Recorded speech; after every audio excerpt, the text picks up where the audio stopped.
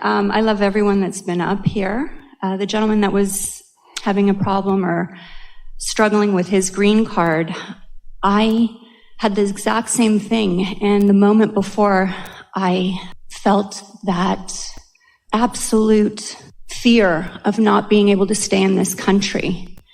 I meditated, and I've been following you for years. And I decided to play a game, but I was really angry. So I did it from such a place of surrender. And I was just about to work with a producer that I wanted to work with for a long time. It was a Sunday night. I was also doing daily pages, and I was working with someone, and we were doing, now I'm blanking out on this course that we were doing every single day. And I didn't have time to do what I would normally do, which is completely dive into a million lawyers and then interview them all and then go with my gut, but eventually, like, always choose from a certain way, but then my true knowing and then my mind would get in the way.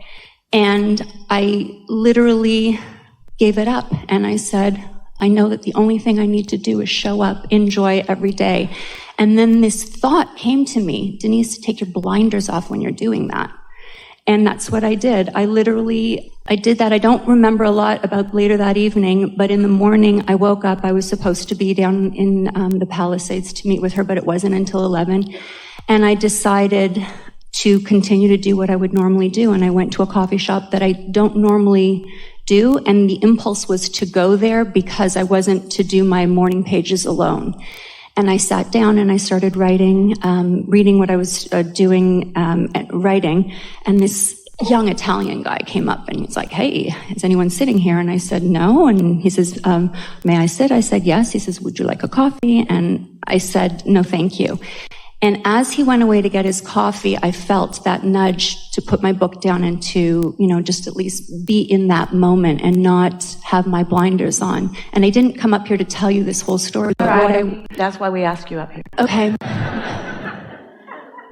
For me, it's about the self-correcting along the way of all the mistakes I continue to make that aren't mistakes, that are mistakes because I am judging myself. We'll say that in a different way. It's about being present in the moment to the dominance of the vibrations so that your timing is good. Timing, yeah. Because it's about timing, isn't it? Always. And so when you think about it, we haven't said this today, but it's an important thing to say. Your inner being knows where you stand in terms of your physical beliefs, manifestations, in relationship to the vortex version. And your inner being knows what your resistance is and where it is and knows how to guide you over and under and through it and around it. Providing I get out of my own way. Well, that's why we call it the path of least resistance. Hear those words. Your inner being knows what's in your way and how to guide you in a way that what's in your way won't be in your way. That's why we call it the path of least resistance. Who created the resistance? You did. Who created the path? You did. You asked for something, you threw resistance along the trail, but your inner being isn't asking you to have a resistance-free path.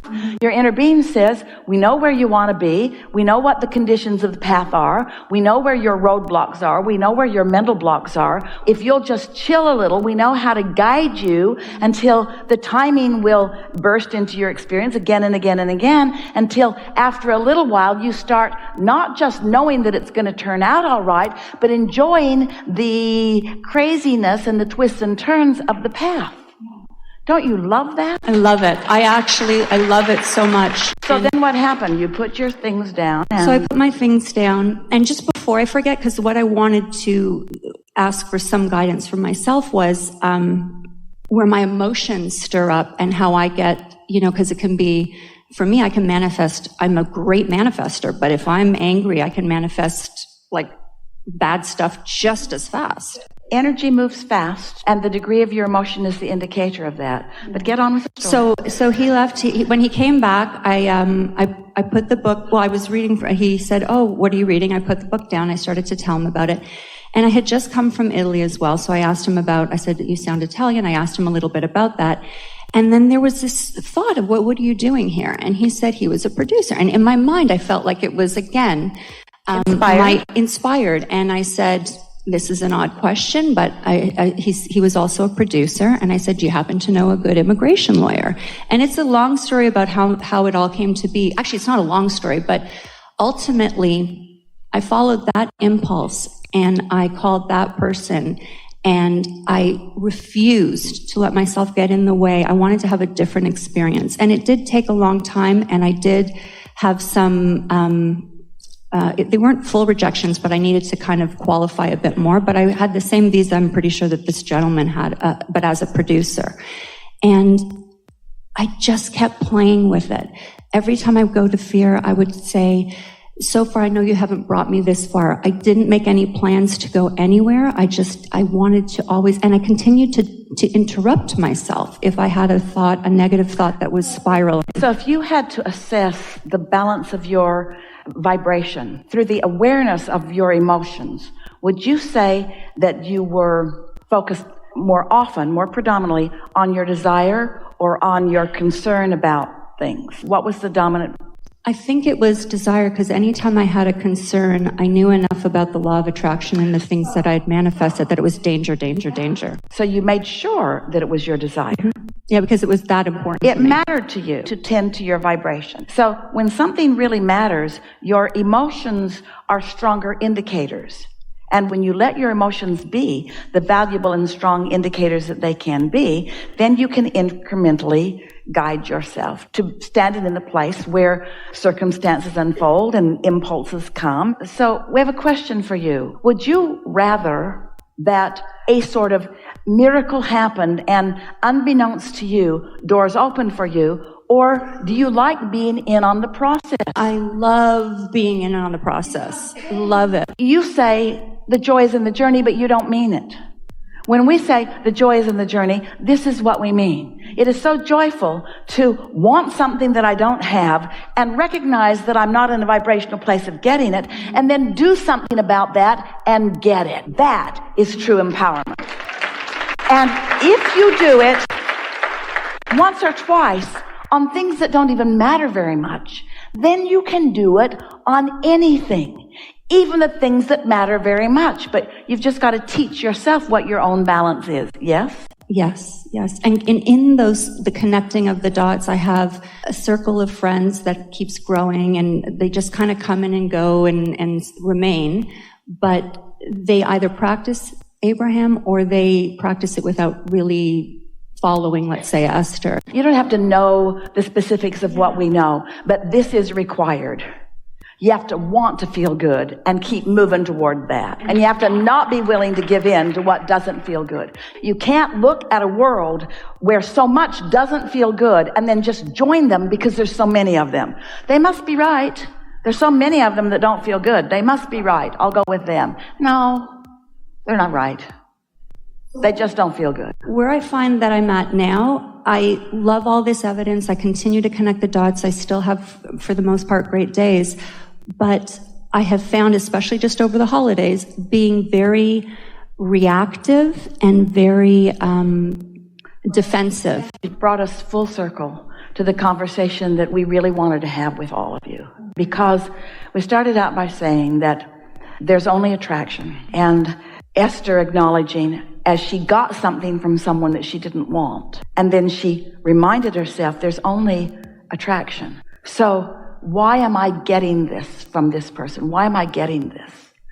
And the conclusion that she came to is, I have somehow made that person feel defensive, not with my words, oh, I've been walking on eggs, not with my words, but with my vibration. I wasn't coming from love, I wouldn't have admitted it. And not coming from love, they felt defensive. And then I reacted to their defensiveness, then they reacted to my defensiveness, and now we're off to the races. Familiar? Mm-hmm. We love the two words that you brought here right to this important place. I don't want to be in my physical body and be a reactor. I don't want to react. I want to get up in the morning, in tune with who I am, care about being in tune with who I am, milk it, encourage it, do whatever it takes to stay in tune with who I am, so that what I am presenting to the world is a vibration that when law of attraction reflects back to me what I'm reflecting out. I won't feel defensive because I'm not getting something that I don't want. What would make you more defensive than to want something and get something else? You know what you assume? You assume you're doing it to me because you, other person or other situation or whatever, I think I'm reacting to you, but I'm not. I'm reacting to what I'm evoking from you. And the reason I'm evoking it from you is because I'm attracting it from you. And the reason I'm attracting it from you is because I'm emitting it from me. Did you stay up with that? Yes, you did. Good for you. The only thing that you are ever reacting to is the results of your own vibrational output. And if you keep finding yourself reacting, then you might want to say, ooh, maybe I could do something about the output that I'm outputting.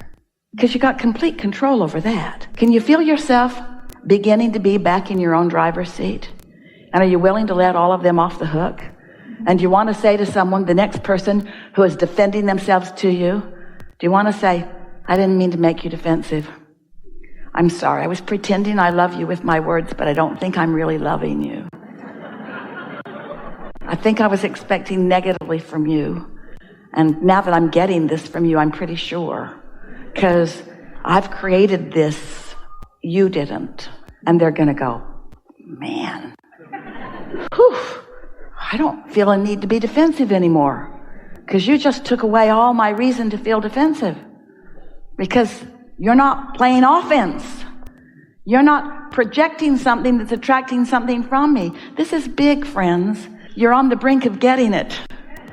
And now we've chewed it over really well. Best conversations ever in all of the universe today.